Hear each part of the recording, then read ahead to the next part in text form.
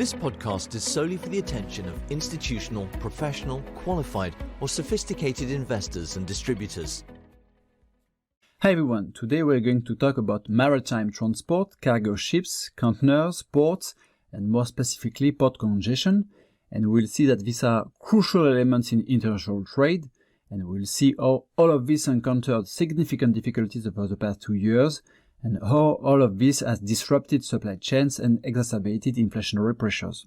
In reality, there are few places where the state of international supply chains is as visible as major ports. The United Nations Conference on Trade and Development estimates that more than 80% of trade in goods in volume is carried out by boat, more than 70% by value. Maritime transport is therefore absolutely central, and today we're going to discuss 2 IMF working papers released on the subject at the end of March 2022.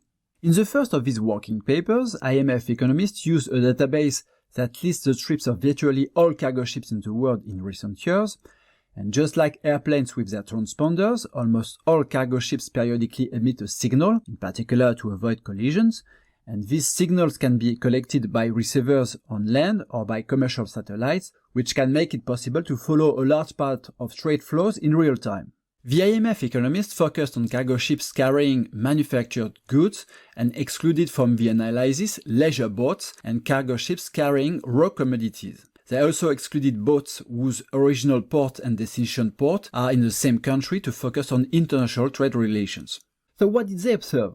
Very clearly, travel times increased from the start of the COVID crisis, with the marked acceleration at the end of 2020 due to port congestion. At the end of 2021, travel times were on average 25% longer compared to before the pandemic. IMF economists have sought to evaluate what this represented from an economic standpoint. They explained that this extra transport time is equivalent to an increase in global tariffs, ranging from 0.9 to 3.1 percentage points depending on the model. So if we take the middle of this range, the increase in travel times would be therefore equivalent to an increase in average global tariff of 2 percentage points, whereas the average global tariff precisely fell by 2 percentage points between 2003 and 2017. In short, it is as if the lengthening of travel times has offset 14 years of decline of global tariff, which is significant. Another interesting point is that even though port congestion has affected a large number of countries, there are big differences between countries, with the US and China being the most affected by the persistence of longer transport times. A slightly more detailed analysis shows that port congestion comes from a combination of supply and demand factors. Of course, the strong economic recovery has greatly increased the demand for goods, but there are also supply problems causing bottlenecks, such as the accumulation of empty containers, labor shortages, or the lack of infrastructure. In the second working paper, IMF economists focused this time on maritime freight costs and their impact on inflation. Their starting point is the fact that these maritime freight costs have increased very sharply since the start of the COVID crisis. In October 2021, the cost of maritime transport of containers was up by more than 500% compared to before the epidemic. So there are mainly 2 factors behind this increase. First, a strong increase in demand for intermediate products linked to a stronger manufacturing activity.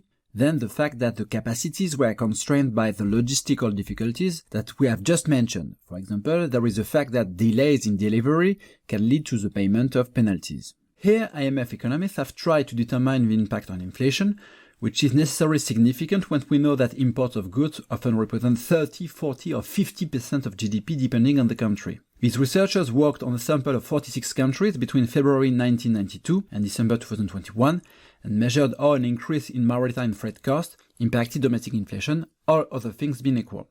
Their conclusion is that an increase in freight costs of 1 standard deviation, this is to say a 21.8% increase, increases inflation by 0.15 point after 12 months. What is interesting here is that the effect dissipates a little over the next 6 months, but does not disappear completely.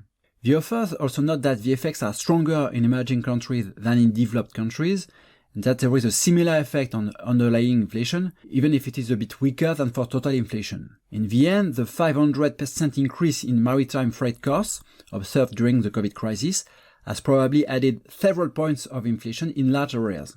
In short, the disruptions to maritime transport are therefore very far from being anecdotal, and they have probably very strong economic consequences at the global level.